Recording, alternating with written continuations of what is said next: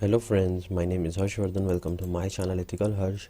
तो फ्रेंड्स, आज हम इस वीडियो में आर्काइविंग के बारे में सीखेंगे कि हम फाइल्स को कैसे आर्काइव कर सकते हैं। पहले आर्काइविंग का मैं आपको मतलब बताऊं तो इसका मतलब ये है, जैसे आप मान लीजिए आपकी कई सारी फाइल्स पड़ी है एक जगह पे, कई सारी फाइल्स। ये मैंने ऐसे बनाया है उल्टी उल्टी से ड्राइंग, तो इसका मतलब आप समझ लीजिए कई सारी फाइल्स है, मतलब कई सारा हमारा डेटा है। उसको हमने बंडल कर दिया एक फाइल में। क्या कर दिया हमने, एक फाइल में उसको बंडल कर दिया। फाइल कह लें या कुछ भी कह लें, हमने उन सबको बंडल कर दिया, मतलब उनको बांध दिया, एक जगह पे कर दिया। अब उसके बाद इन सारी जगह को हमने कंप्रेस करके, इतनी सारी जगह को हमने एक छोटी सी जगह में इतनी सारी फाइल्स रख दी। तो ये कंप्रेशन हो गया, ठीक है, क्योंकि हमने कंप्रेस कर दिया। तो कंप्रेशन प्लस बंडलिंग, आप इसको आर्काइविंग कह सकते हैं लिनक्स में। कि कंप्रेशन भी किया, पहले बंडलिंग कर दिया, सारी फाइल्स को एक जगह कर दिया, उसके बाद उसको कंप्रेशन कर दिया ताकि वो कम स्पेस ले। तो ये हमारी आर्काइविंग हो गई। तो हमें बेसिक डिफरेंस तो पता चल गया। अब ये होती क्यों है, यूज्ड किस लिए होता है इसका। इसका यूज़ होता है सिस्टम बैकअप्स के लिए। बस आपको ये ध्यान रखना पड़ेगा कि सिस्टम बैकअप्स हम मारते रहते हैं। हम क्या मतलब, बड़े बड़े जो जैसे सर्वर्स होते हैं वहाँ पे डेली का सिस्टम बैकअप्स लगते हैं कि भाई बहुत बहुत सारा डेटा होता है, तो उनको बैकअप करना पड़ता है। उसके बाद वो बैकअप इतनी जगह में तो आ नहीं सकता ना, तो इतनी सारी जगह उसके लिए चाहिए, तो उसको फिर वो कंप्रेस करते हैं, फिर उसके बाद उसको स्टोर कर लेते हैं जहाँ पे उनको स्टोर करना होता है। तो ये हमारा आर्काइविंग का कॉन्सेप्ट होता है कि हम आर्काइविंग क्यों करते हैं। तो अब आप बेसिक चीज़ तो समझ ही गए। तो सबसे पहले इसमें हम जो आज इस वीडियो में हम पढ़ेंगे वो है टार। टार ये एक क्या है, ये एक कमांड आप कह सकते हैं, और वैसे ये एक बेसिकली एक टूल है। किसके लिए, आर्काइव करने के लिए, मतलब आर्काइविंग का एक टूल है जो कि आर्काइव करने में काम आता है।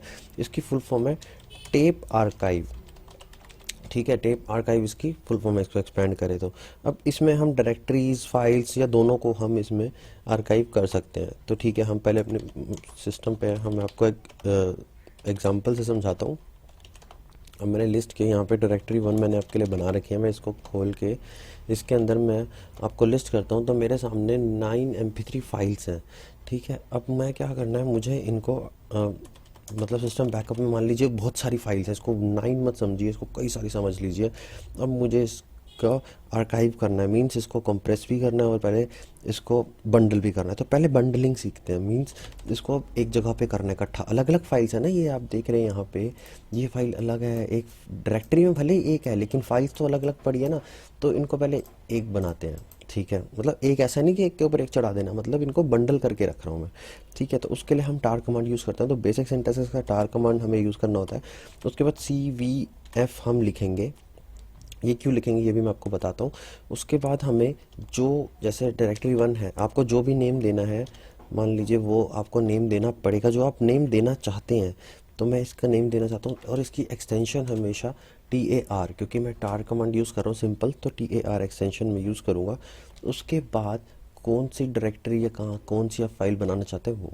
अब मैं आपको ये बताऊं कि सी मतलब क्या है। सी एक इसका ऑप्शन या मोड भी कह सकते हैं, जो कि क्रिएट करता है, ठीक है। कि क्रिएट करने का, कि क्रिएट करेगा टार फाइल को। V means verbose. जब आप, अगर आप लिनक्स यूज़र हैं और काफ़ी टाइम से है, तो आपको वर्बोस मतलब पता चलता होगा कि वर्बोस क्या है। मतलब कि ये आउटपुट आपको बहुत अच्छी तरीके से आउटपुट दिखाएगा, सारी डिटेल्ड आउटपुट दिखाएगा, आप ये समझ लीजिए।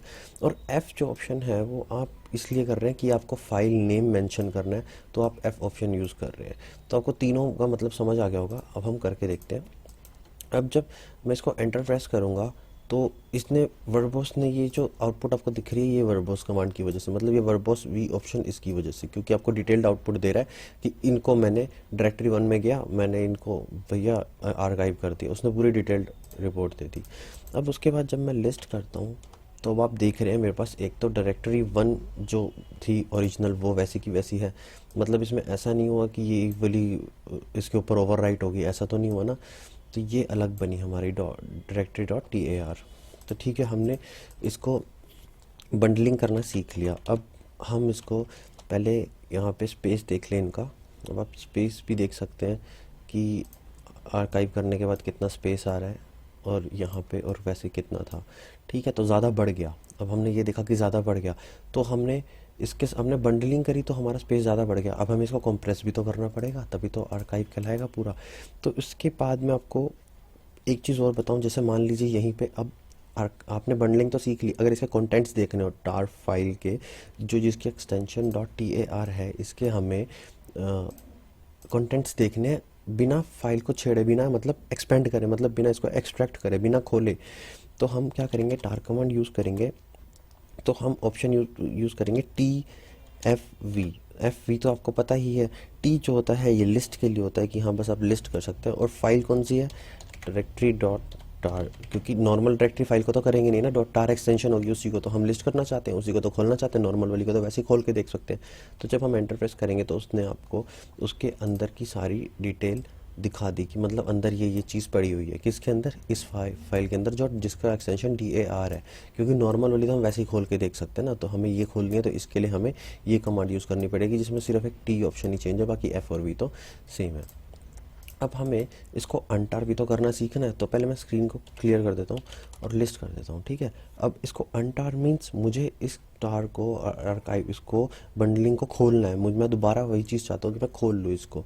तो खोलने के लिए क्या करूँगा, मैं यहाँ पे मैं लिखूँगा TAR, टार कमांड, और जब मुझे खोलना है तो मैं X यूज़ करूँगा, वर्बॉस और F, ठीक है। ये 3 ऑप्शन मैंने यूज़ करे। उसके बाद फाइल का नेम, फाइल नेम क्या है, TAR। अब मैं जब इसको एंटर प्रेस करूँगा तो गाइस इसने तो खोल दिया, लेकिन जब मैं लिस्ट करके देखूँगा तो यहाँ पे कुछ चेंज हुआ। यहाँ पे चेंज इसलिए नहीं हुआ क्योंकि डायरेक्टरी 1 पहले से ही एग्जिस्ट करती है, तो यहाँ पे वो ओपन करेगा, उसने देखा कि सेम है तो फिर वो उसके ऊपर ओवरराइट कर दिया, और यहाँ पे तो वैसी की वैसी फाइल रही। तो हम इसको किसी और लोकेशन पे खोल के देखते हैं कि मतलब एक्सपेंड होता है या नहीं। तो अब हमें यहाँ पे क्या करना है, अब मैं यहाँ पे इसको डिकम्प्रेस करना चाहता हूँ, तो उसके लिए यहाँ पे आप देख रहे हैं पहले से ही मेरे पास डायरेक्टरी 1 तो पहले से ही है ना। मान लीजिए इसको पहले मेरे को हटाना पड़ेगा, तो पहले मैं इसको क्या करता हूँ, यहाँ से रिमूव कर देता हूँ। पहले मैं आपको लिस्ट करके दिखाऊँ, इनका स्पेस आपने देख लिया ध्यान से कि यहाँ पे ये 159 बाइट्स है और ये 10 KB है, ठीक है। अब मैं क्या करता हूँ, यहाँ पे मैं इसको पहले रिमूव करता हूँ। तो मैं यहाँ पे RMRF की कमांड एग्जीक्यूट करवाता हूँ और डायरेक्टरी 1 को मैं पूरी तरह से रिमूव कर देता हूँ। अब मेरे पास डायरेक्टरी 1.TAR जिसका एक्सटेंशन है टार फाइल, मतलब मेरे पास है। अब मुझे इसको एक्सपेंड करना है, मीन्स मुझे इसको खोलना है, अब मुझे एक्सट्रैक्ट करना है, तो मैं वही XVF, X ऑप्शन यहाँ पे न्यू आ गया, तो X मीन्स एक्सट्रैक्ट कर रहे हैं। जब हम किसी भी टार आर्काइव को खोलते हैं तो हम X ऑप्शन यूज़ करते हैं। तो मुझे डायरेक्टरी 1.TAR को खोलना है और इसी लोकेशन पे खोलना है, तो कोई बात नहीं, मैं जब यहाँ पे एंटर प्रेस कर दूंगा तो यहाँ पे उसने मेरे को वर्बस में तो उसने दिखा दिया आउटपुट। जब मैं लिस्ट करूँगा तो मेरे पास सेम डायरेक्टरी 1 वैसे की वैसे आ गई जैसे पहले थी, और लिस्ट करूँगा तो स्पेस भी वैसे का वैसे ही आ गया जितना उसने स्टोरेज उसकी थी, कैपेसिटी जितनी उसने वो स्टोर कर रहा था। तो ठीक है, आर्काइव आपको बेसिक वाला तो आपको फंक्शन इसका समझ आ गया। अब हम नेक्स्ट स्टेप पे चलते हैं। तो अब हमारा नेक्स्ट स्टेप क्या है, अब हमने बंडलिंग करना तो सीख लिया, मतलब एक बंडल में डालना उसको हमने सीख लिया। अब हमें उसको कंप्रेस भी तो करना है। अब कंप्रेस करना हम सीखेंगे। कंप्रेस हम अपनी पिछली वीडियोस में हम सीख चुके हैं, और मैंने 2 कंप्रेशन बताए थे, gzip एंड bzip2। ये मैंने आपको 2 कंप्रेशन अपनी लास्ट वीडियो में बताए थे। हम इन्हीं 2 कंप्रेशन को टार कमांड में यूज़ करते हैं, जो मैंने आपको बताया था। इन्हीं 2 कंप्रेशंस को हमें टार कमांड के साथ यूज़ करना है, तो हम कंप्रेस कर सकते हैं फिर। तो ठीक है, हम अब इन्हीं 2 के साथ हम कंप्रेस करना भी सीखेंगे। तो कैसे करेंगे, अब मान लीजिए पहले लिस्ट करके मैं आपको दिखाऊँ। मेरे पास डायरेक्टरी 1 है और डायरेक्टरी 1.TAR नॉर्मली बनी पड़ी है। अब मैं क्या करता हूँ, मैं पहले gzip के साथ आपको यूज़ करना सिखाता हूँ। तो पहले हमें CV जो हम नॉर्मल यूज़ करते थे वो तो CVF तो हम यूज़ करेंगे क्रिएट करने के लिए, वर्बॉस एंड फाइल नेम असाइन करने के लिए। उसके बाद जब मैं Z यूज़ करूँगा तो ये gzip को बताएगा, मतलब कि आप gzip फॉर्मेट में आप उसको सेव कर रहे हैं। तो मैं डायरेक्टरी 1 ना करके मैं डायरेक्टरी 1 नाम रखना चाहता हूँ .tgz। तो हमें एक्सटेंशन भी ध्यान रखनी पड़ेगी और यही देनी पड़ेगी, क्योंकि आप जिप फॉर्मेट में कर रहे हैं। Z आपने ऑप्शन उसके लिए लगाया है, तो आपको फॉर्मेट डायरेक्टरी जो भी आप नाम देना चाहते हैं वो डॉट एक्सटेंशन आपको TGZ आपको देनी पड़ेगी। ठीक है, यहाँ तक आपको समझ आ गया। उसके बाद आप जहाँ पे करना चाहते हैं वहाँ का पाथ आप डाल सकते हैं। मैं यहीं पे करना चाहता हूँ, इसलिए मैं इसको यहीं पे ही एंटर कर रहा हूँ। और create an empty archive, using to create an empty archive means मुझे किसका करना है वो तो बताना ही पड़ेगा ना। तो डायरेक्टरी मान लीजिए मैं 1 का करना चाहता हूँ, डायरेक्टरी 1 जब मैं एंटर प्रेस करूँगा तो अब देखिए यहाँ पे इसने वर्बोस में आउटपुट तो दे दी हमें। अब मैं लॉन्ग लिस्ट करके दिखाता हूँ आपको। अब आपको यहाँ से आपको समझना पड़ेगा कि एग्जैक्ट हुआ क्या है। यहाँ पे पहले आप मेन चीज़ आप देखिए, यहाँ पे स्पेस जो मैंने नॉर्मल बंडलिंग करी थी तो 10 KB, अब जब मैंने उसको जीजी कंप्रेस भी कर दिया तो 206, मतलब मेन फाइल से तो थोड़ा सा ज़्यादा है, लेकिन बंडलिंग करके कितना 10 KB और 206 बाइट्स में बहुत फ़र्क होता है। तो वही कितना ज़्यादा डिफरेंस इसने क्रिएट कर दिया। तो लेकिन इससे ज़्यादा है, मेन हमारी फाइल से ज़्यादा है, लेकिन फिर भी उसने बंडलिंग जब करी थी तो कितना ज़्यादा था, 10 KB बन रहा था, उससे फिर भी 206 बाइट्स कर दिया कंप्रेस और बंडलिंग करके। तो ये हमारी आर्काइविंग है। अब मैं आपको दूसरे तरीके से करके दिखाता हूँ, मतलब कि जो bzip2 हमारा था उससे, तो उसके लिए भी हमें tar यही कमांड यूज़ करनी पड़ती है। cvf तक सेम है, और उसके बाद इसमें z था तो इसमें j है, हम j यूज़ करेंगे जब हम bzip2 फॉर्मेट से हम उसको कंप्रेस कर रहे हो, ठीक है। और नाम क्या रखना चाहते हैं, मान लीजिए मैं डायरेक्टरी, बस इसकी एक्सटेंशन ध्यान रखनी पड़ेगी, इसमें .tar.bz2 भी रख सकते हैं आप, या फिर आप tbzbz भी रख सकते हैं, या फिर आप tb2 भी रख सकते हैं। तो आप इनमें से कोई भी फॉर्मेट यूज़ कर सकते हैं। मैं bz2 कर देता हूँ, ठीक है। अब मैं इस फॉर्मेट में यूज़ करना चाहता हूँ, लेकिन मैं किसकी बनाना चाहता हूँ, डायरेक्टरी 1 की। अब जब मैं एंटर प्रेस करूँगा तो यहाँ पे उसने दिखा दिया आउटपुट कि हाँ सही से एग्जीक्यूट हुई। अब जब मैं लॉन्ग लिस्ट करूँगा तो आपको मेन तो स्पेस देखना है। पहले तो आप ये देखेंगे, ये तो नॉर्मली वाली हमारी टार हो गई, मतलब जिसमें बंडलिंग करी थी, और ये वाली हो गई bz2 वाली कंप्रेशन हो गया, और ये हमारा gzip वाला। अब हमें bz2 और gzip वाला कंप्रेशन में हमने स्पेस देखा, ये ज़्यादा ले रहा है bz2, लेकिन इसका कंप्रेशन बहुत अच्छा है। तो अब आप इनमें से आप नॉर्मली खुद तो दिमाग लगाए, खुद तो डिफरेंस निकाल ही सकते हो कि क्या क्या इसमें फ़र्क आया। अब मेन हमें चीज़ क्या करनी है, अब हम तीनों को हमें कंप्रेस, मतलब हमने आर्काइव करना सीख लिया। अब ये कोई भी फाइल को आप आर्काइव कर सकते हैं, लेकिन इसको मतलब अब इसको अनटार भी तो करना पड़ेगा। आपने टार कमांड में इसको बंडल कर दिया, अब इसको बंडलिंग से हटाएंगे और इसका कंप्रेशन हटाएंगे, तो उसके लिए हमें कौन सी कमांड यूज़ करनी पड़ेगी, मतलब जैसे एक्सट्रैक्ट करने के लिए तो हम नॉर्मली टार ही कमांड यूज़ करेंगे। एक्सट्रैक्ट करने के लिए x v एंड f हमें ये ऑप्शन यूज़ करने पड़ेंगे। अब पहले मुझे डायरेक्टरी 1 को मैं डिलीट करना चाहता हूँ, तो मुझे डिलीट करनी पड़ेगी ताकि मैं आपको आउटपुट दिखा सकूं। अब मैं यहाँ पे लिस्ट करता हूँ, तो आप देख रहे हैं यहाँ पे मेरे पास वो डायरेक्टरी नहीं है, ठीक है। अब मैं यहाँ पे कोई भी आपको एक फ़ाइल अनटार करके दिखाता हूँ, मीन्स मैं एक्सट्रैक्ट करके दिखाता हूँ। तो हमें xvf, मैंने भी बताया कि xvf हम लेंगे, x क्यों लेंगे, क्योंकि हमें एक्सट्रैक्ट करनी है। और कोई भी इनमें से कोई भी उठा लीजिए, मान लीजिए मैं बीच वाली उठा लेता हूँ, directory.tar और .bz2, तो मैं ये वाला फॉर्मेट उठा रहा हूँ, ठीक है। अब किसी भी आपको फाइल करना, किसी भी फाइल को आपको किसी भी आपको आर्काइव्ड फाइल को करना पड़ेगा, चाहे वो ये हो, चाहे वो ये हो, चाहे वो ये हो, पैटर्न और फॉर्मेट बिल्कुल सेम यही रहेगा, xvf ही आएगा। और यहाँ पे कोई भी आप बस फाइल ही, तो आपको फाइल नेम भी तो चेंज करना है, मतलब सेम यही चीज़ रहेगी, चाहे आप ये करें, चाहे आप ये करें, चाहे आप ये करें। तो आपको ये ध्यान रखना पड़ेगा, ठीक है। अब यहाँ पे हम आ गए, उसके बाद आप यहीं पे करना चाहते हैं तो मैं एंटर प्रेस करूँगा, और जब मैं लिस्ट करूँगा तो आपके सामने यहीं पे डायरेक्टरी मेरी आ जाएगी। इसके अंदर मैं जाके देखूँगा तो सेम मेरे जो कंटेंट्स थे वो सारे के सारे सेम वैसे के वैसे ही आ जाएंगे, ठीक है।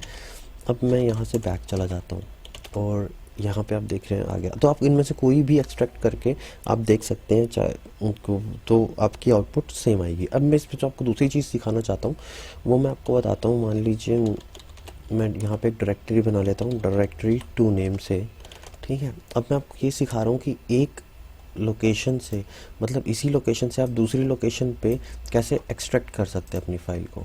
तो हम एग्जांपल देखते हैं, एग्जांपल से समझ जाएंगे। पहले मैं आपको डायरेक्टरी2 तो अभी बनाई है, तो इसमें कुछ होगा नहीं, आप जानते ही हैं, ठीक है। यहाँ पे देख लीजिए कुछ नहीं है। तो अब हम बैक करते हैं, हम फिर से वही टार कमांड यूज़ करेंगे। हमें एक्सट्रैक्ट करना है तो xvf हम यूज़ करेंगे, क्योंकि हम एक्सट्रैक्ट कर रहे हैं, ठीक है। और हमें एक्सट्रैक्ट कौन सी कर ली है, मान लीजिए मैं इस बार directory.tgz वाली एक्सट्रैक्ट कर रहा हूँ। अब मुझे क्या करना पड़ेगा, क्योंकि मुझे ये फाइल दूसरी लोकेशन पे भेजनी है, तो मैं कैपिटल C ऑप्शन यूज़ करूँगा। कैपिटल C ऑप्शन के बाद मैं क्या करता हूँ, यहाँ पे मुझे एग्जैक्ट लोकेशन डालनी पड़ेगी कि मैं कहाँ भेजना चाहता हूँ। डायरेक्टरी 2 में भेजना चाहता हूँ, तो यहाँ पे मैंने उसका पाथ डाल दिया।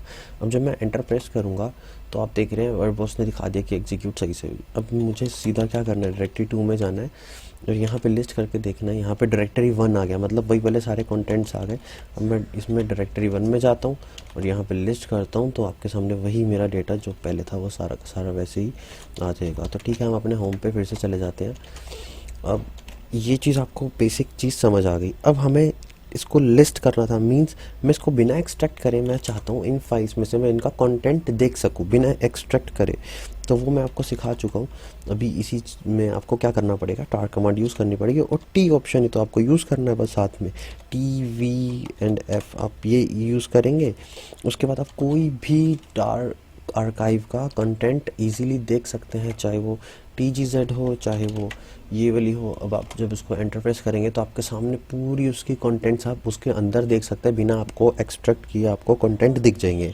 अब एक लास्ट कमांड मैं आपको बताना चाहता हूँ, वो ये है कि जैसे आप देखना चाहते हैं कि कितना स्पेस ले रही है, तो उसके लिए हमें C ऑप्शन यूज़ करना पड़ेगा। CZ&F हम ये यूज़ करेंगे और यहाँ पे एक हाइफन ऐसे ही लगाना पड़ेगा। और इसके बाद हमें मान लीजिए कौन सी आपको देखना चाहते हैं, .tar और ये वाली मैं साइज़ देखना चाहता हूँ KBs में। तो वैसे तो KBs में LS-LH से देख सकते हैं, लेकिन वैसे भी आप देख सकते हैं। तो WC वर्ड काउंट हम कमांड यूज़ करेंगे और C ऑप्शन मतलब कि बाइट्स जो साइज़ बताता है, तो 388 ये साइज़ बता रहा है। तो ये बेसिक कमांड्स थी कुछ टार को यूज़ करने के लिए। बाकी आप इसका मैनुअल देख सकते हैं। तो मैनुअल जब देखेंगे टार का तो आपको सारे ऑप्शंस आप देख सकते हैं, तो उसमें आपको जो समझ आए वो आप यूज़ कर करके देखिए, तभी आपको थोड़े डाउट्स आपके क्लियर होंगे और आप थोड़ा और डीप में जा पाएंगे। Thanks for watching my video. Please subscribe my channel for more videos and press bell icon button for new notification.